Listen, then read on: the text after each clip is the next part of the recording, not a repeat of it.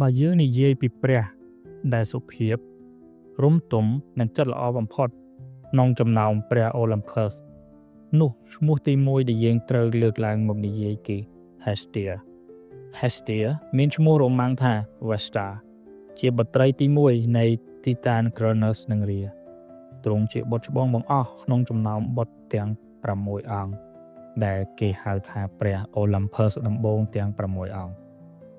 Hestia ជាព្រះនៃភ្លើងបរិសុទ្ធជាព្រះនៃផ្ទះគ្រួសារ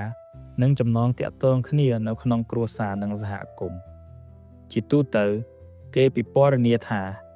ព្រះ Hestia ទ្រង់កាន់ភ្លើងបរិសុទ្ធកាន់កន្សៀវឬនៅកន្លែងដុតភ្លើង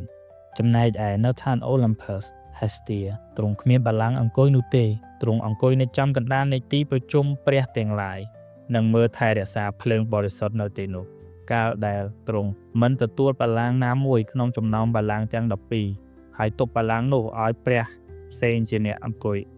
វាបញ្ជាក់អំពីចរិតលក្ខណៈដែលស្ងប់ស្ងាត់តាក់ខ្លួននិងជាព្រះដែលស្រឡាញ់ភាពស្ងប់សុខ Hestia ត្រូវបានគេពណ៌នាថាជាព្រះដែលមានលក្ខណៈថ្លៃថ្នូរនិងស្ងប់ស្ងាត់លក្ខណៈសម្គាល់ពិសេសមួយរបស់ទ្រង់គឺក្រណាត់ទទួលក្បាលដែលជាតំណាងឲ្យភាពបរិសុទ្ធនិងតួនាទីជាព្រះរបស់ទ្រង់ Hestia ជាព្រះមួយអង្គក្នុងចំណោមព្រះ3អង្គទៀតដែលសច្ចាថានឹងនៅក្រមុំបរិសុទ្ធអស់កលជានិច្ចព្រះ Hestia មិនមានមុខទាល់តែសោះនៅក្នុងរឿងទេវកថានានាហើយទ្រង់ជាព្រះដែលស្ងប់ស្ងាត់ស្រឡាញ់ស្ថិរភាព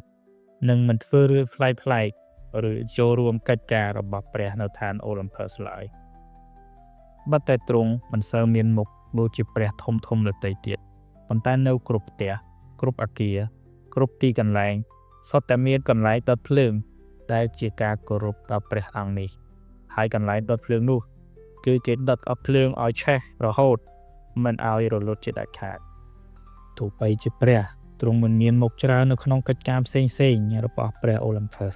ក៏ Hestia ជាព្រះមួយអង្គដ៏មានសារៈសំខាន់នៅក្នុងទេវកថាក្រិកផងដែរព្រោះទ្រង់ជាតំណាងនៃសន្តិភាពជាតំណាងនៃភាពកក់ក្ដៅនិងជាតំណាងឲ្យចំណងតាក់ទងយ៉ាងស្អិតរមួតនៅក្នុងផ្ទះនិងសហគមន៍